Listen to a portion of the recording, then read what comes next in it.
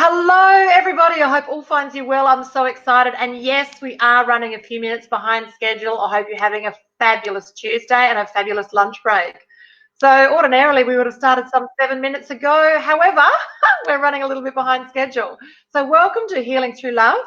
We're here to increase awareness within the community about providing family and domestic violence survivors with a soft place to land and offer advice on services available to those survivors. Now, normally my comrade in Rose would let you know that many local businesses and service people have generously paid it forward to our Pamper Days by providing their time and resources to the event. We had an event coming up in May, and unfortunately, due to COVID, it's been bumped to September. And Ali is here too. Ali's going to let you know her bit. Hello, everyone. Yes. So each week on this show, we'll be interviewing a couple of the supporters of Healing Through Love Pamper Days to learn more about maybe their personal journeys or the businesses that they work in which they pay it forward on the Pamper Days, and why they're supporting Healing Through Love and the survivors. Excellent. Fantastic. So today we've got two incredible guests lined up for you. We've got Debbi Kemp, and also Peter. We're going to start with Peter. So without any further ado, I might introduce Peter. Peter previously worked for 25 years as a police officer in the New South Wales, with 15 of those years as a team member on the domestic violence unit. After resigning from the police force, Peter then worked in a maximum security jail. And then for the last 10 years, Peter's been working, so, he's much older than he looks. Peter's been working for the last 10 years as a qualified life coach, and he has created a domestic violence program to assist survivors. Hello, Peter. How is everybody? Hi, Peter. It's so good to hear you. Yes, I can hear you perfectly. Okay. Fantastic. Well, Peter, I was just going to you have a chat away, and I'll ask you a couple of questions as we go. Okay. Yep. So after 15 years in the police force, through frustration of the system and losing some of my victims, I decided to write this program. It's taken me probably about 5-6 years to write it, and it all came about, just to explain how it works. There are homicide review teams around Australia. Another thing, we have one in New South Wales, but I was part of a team where we study what went wrong.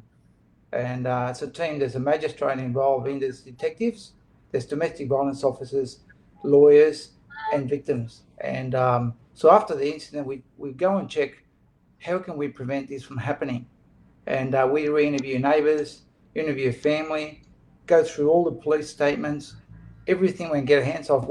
Sometimes we even talk to the offenders in jail, interview them to find out what could we do to avoid this happening next time. So with all that information, I put it all together.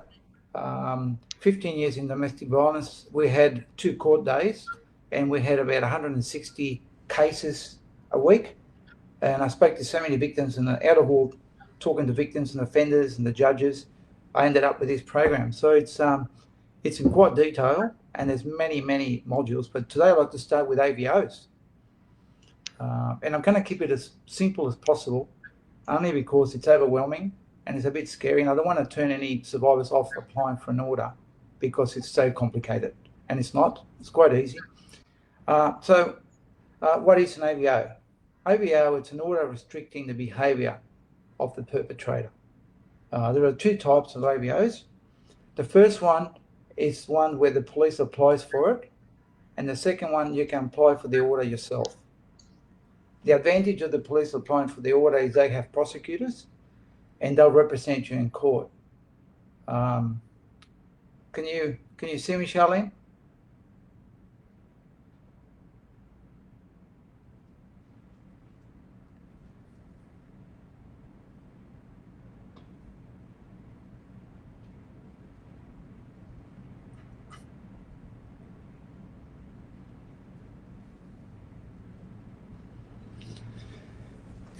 Hello? Peter, continue. They were just taking me off the screen so that you can actually keep talking. So if you can't see me, Peter, it's okay. Just keep talking because the rest of the world can see you.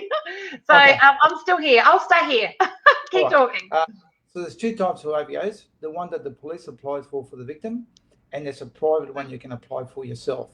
So the survivor, if they apply for it, they might need a lawyer, and it costs a lot of money. And if they lose the case, it could be cost awarded against the survivor. So you've got to be very careful.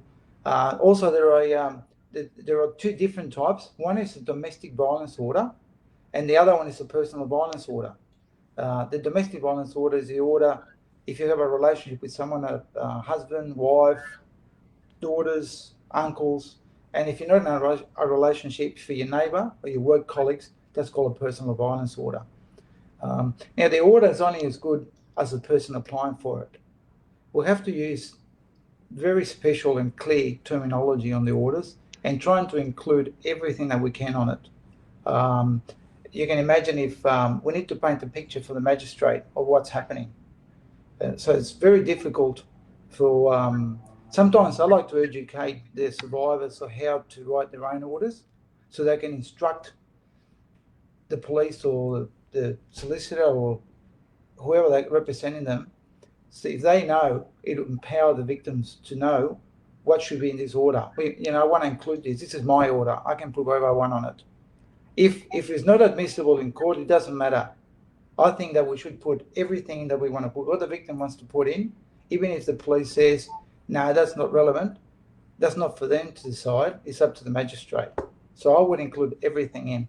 And another thing, when I apply for an order, sometimes we need to include medical records, official documents, text messages. It's just like any brief of evidence. It reinforces the AVO. If we just have an AVO, well, sometimes we can lose it in court. But if we have some evidence on the side to support our AVO, there's such a bigger chance of really getting the order. And I wrote down a little line here somewhere. I got down on the bottom of my AVOs, I got people to write down, if the order is not issued, the victim might suffer physical injuries. When the victim was speaking to police, she showed extreme fear.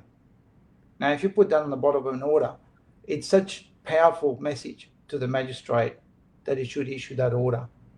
I wouldn't put it on every order, but the ones with when we need extreme fear, we will put that down on the bottom. There's also, so if we apply for an order for our protection, I hope I'm not going too fast, but when we get an order issued to us for our protection, it's our order and all the conditions on it can be tailor-made to us. So we can put down whatever we like on it.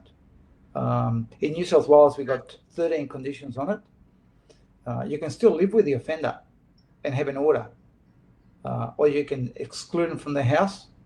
They have to surrender the firearms for an order. If they drink, not to come home within 12 hours of taking any drugs or alcohol. Not to come to no contact whatsoever. So you got the 13 orders that are listed on the AVO, but you can get 14th order, you can write it down and put in exactly what you want to be safe. So I wouldn't let anyone talk you into saying they want to have this order. It belongs to the victim, and the victim is the one who decides what should be on that order to feel safe. I know sometimes they may be scared and they have fears, and then the police can assist in there and make it look like the police made the order, not the victim. There is ways around, but it gets too complicated. I don't want to talk into that at the moment. Now, with breaches of AVO is telling the perpetrator there are boundaries for their safety, and we need to stick to the order. So if the order says no contact between the victim and the perpetrator, if the perpetrator, and they have their own tactics, manipulation tactics, they might, one of the kids' birthdays, they might drop in a present at the front door. That's a clear breach. And if we take it and don't report it, he knows now, I breached the order, she didn't report me, I'll do it again. And they test your boundaries. And when you go and report a breach, they go and tell the police, well, I've been there before to drop presents, and they took them, so they mustn't be that scared. So we need to be, we know it escalates, and we need to report every breach and every trick. There's a lot of things I don't mention on my programs because I don't know if you heard the terminology of offenders school. They watch our program, they're learning, for what I'm saying here now, they're learning themselves. and they use that against us. So some of the things I keep for private, through probably personal messages or on private meetings. So I don't try to not mention a lot of things online. And also, been in the police for so many years, a lot of things I can't talk about. But yeah, it's very, very important that we report every breach. And also, the victims get all the support when they go to court. They have all the workers with them. They go into a victim's room. They don't have to face the offender on the first appearance.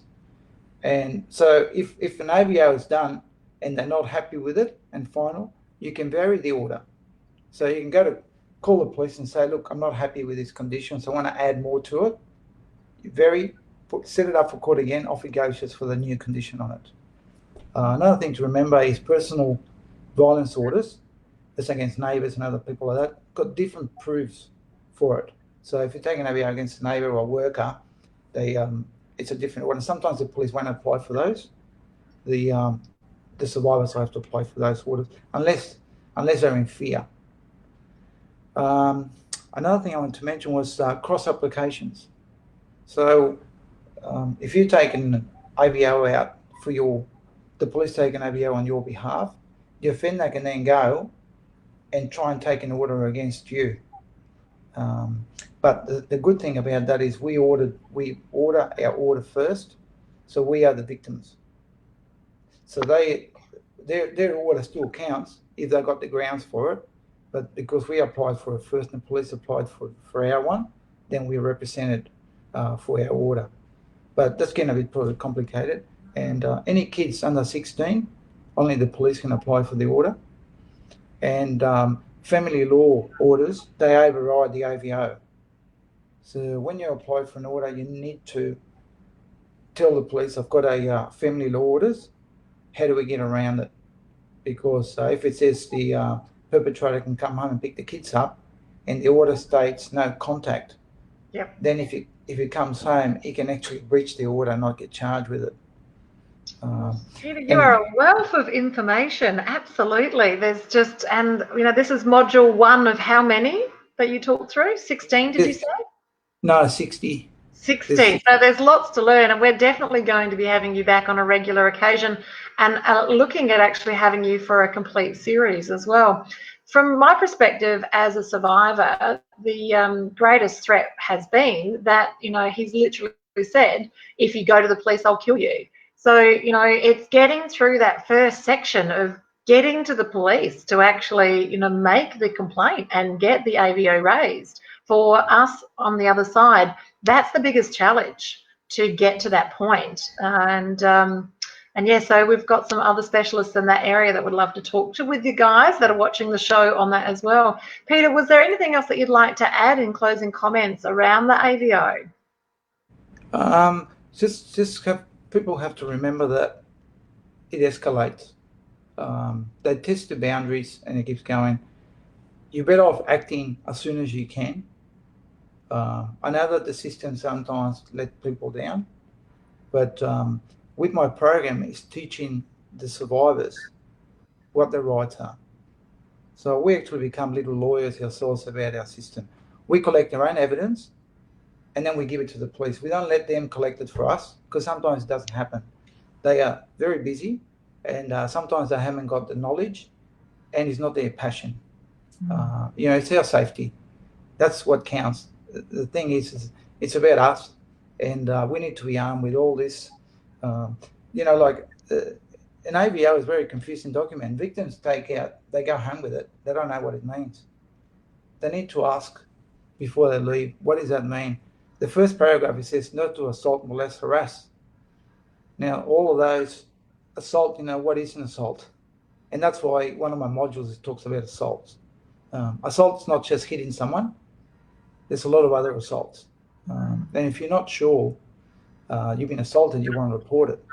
So I thought if I explain what an assault is, what's intimidation, what's harassment, what's threats, which is the first part of the AVO, then the victim will be empowered with all the knowledge that they need to That's apply. fantastic. We'd love to have you back to just go deeper with this so that we've got a broader understanding of where these boundaries lie so that, we can take a stand. And, education is a powerful tool to change the way people see this and perceive this. So, Peter, thank you so much for your time today. Thank you. If people want to contact you moving forward, can they contact you through Healing Through Love, and we're allowed to give people your details? Yes, please. Yes, I can inbox messages so we can get a bit more deep into detail into the personal circumstances. So today, if you've been listening to this and you are asking some more questions in this area, please reach out through Healing Through Love and we'll connect you with Peter if you don't have his details directly. Peter's going to be joining us again very soon to go through other aspects and dive deep into understanding what happens in this space. Peter, thank you so much for joining us today. Thank you. Thanks for listening to me. Thank you so much. And in a moment, we're going to be hearing from our sponsor. So we'll show you a little video. We've got Be Live TV is sponsoring us through our, we're just waiting for that to populate through My Time TV. So My Time TV and Be Live, the app, has sponsored Healing Through Love on the show. So we're just waiting for that to pop up like magic, and then I'll disappear, and then I'll be back with our very next guest. And it won't be long.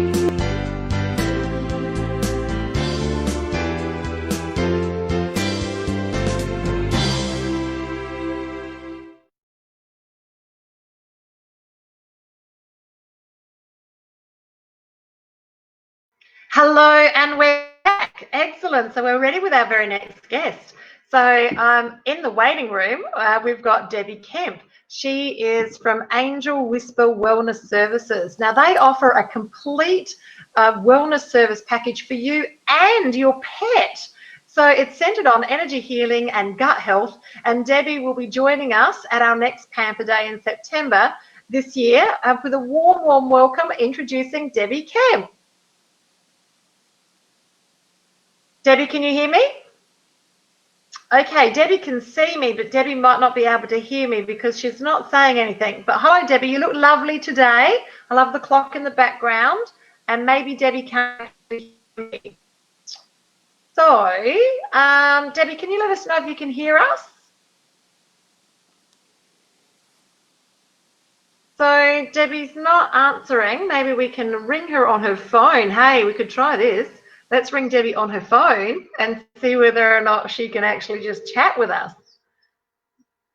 I'm ringing Debbi. You can hear I'm ringing Debbi now. How you going? Hi, Debbi. We can see you, but we can't hear you. So can we talk here on the phone and we can just see your beautiful face on the screen? Oh, okay. Okay. Hey, look, the modern technology. So, Debbi, can you tell us a little bit about what your services are? Because I've introduced you talking about the fact that you're all around energy healing and specialising also with gut health, and that you specialise in all aspects of wellness services for people and their pets, and that you'll be joining us for the next Pamper Day. So could you tell us a little bit about your business, Debbi? Yeah, actually, gut health probably isn't my forte. It's more about air raising vibration. So raising vibrations comes in all different forms. So some of the forms can be using energy healings, as in reiki and crystal and chakra balancing healings, but also in educating people on the use of cutting out chemicals. So that'll raise your vibration. So anything where we have an opportunity to raise that vibration, whether it's, and sometimes it's not adding new things, sometimes it's taking out things or replacing things. So, chemical-based products in the home, in your personal care and nutrition, but then having an energy alignment or reiki sessions, it's always very beneficial to raising that vibration. That's fascinating. That's fascinating. So when you say taking things out, what exactly do you mean by that? Well, taking things out meaning, there's other ways that we can clean. If you've got a house full of bleaches and chemicals, so that those are going to lower vibration, where we can use, there's lots of obviously more cleaner approaches, or even going back to a bit more basics of, your lemon juice and vinegars and baking sodas, things like that. But if you don't want to make your own then their products are out there. So I guess it's having there's a app called Chemical Maze. It's a nice handy little tool because even a lot of the the clean products are still like they've got names on them that you probably wouldn't understand. So I don't. So having a little Chemical Maze app, I think it's about $11 to download. It'll actually give you little faces, whether they're red faces, which is not so great, orange faces in between, and then a green face is like a thumbs up. So that can be a handy little tool, and you can use it for either personal care products, cleaning products, or food items. Wow, that's amazing. So do you sell these products, or are you educating people on the products? No, more of an education. I mean, the products can be found in different places. Around there's lots more, eco-lateral stores, and a lot of online shopping stores are now very much into the cleaner products.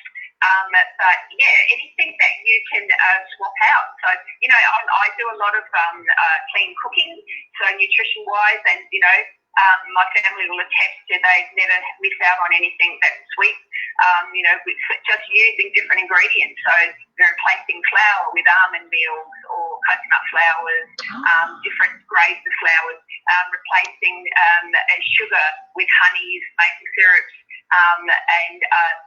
that sort of thing. So it's just swapping out things because, if you try to take anything away from people, you're probably going to dig their heels in. So it's probably more about how can I still get what I would like in a cleaner fashion. So Debbie, I've been doing keto now for quite some time. So we've removed anything carb-based, including all the flours and obviously all the sugars, which are just carbs. So I understand, and I've lost 25 kilos, and I've never felt this good. And it's amazing. It's not hard to change. Just swap out. Yes. So do you also do probiotics? Because we in keto eat a lot of food that's fermented, like kefir and kombucha and everything like that. Is that part of how you educate people? Yeah, I mean, fermentation is a very good key for gut health. So again, we've got to look at your gut microbiome, which when we go back to pets, your actual pet has a cleaner microbiome than most adults. So, and then our gut biome to actually match them. So even with a small baby, the people will tell you that to have your child with your baby, rather than think of get poor old Rover gets kicked out when the new one comes along, they actually can match their microbiome. So again, when they say people for more than one reason, people with pet owners can be healthier. I think that's physically and mentally as well. Well, Debbie, I'm going to ask you something that's a little bit controversial. What are your thoughts? Okay. What are your thoughts on the fecal transplants that I've been hearing all about for the last, 15, 20 years? What are your thoughts around that?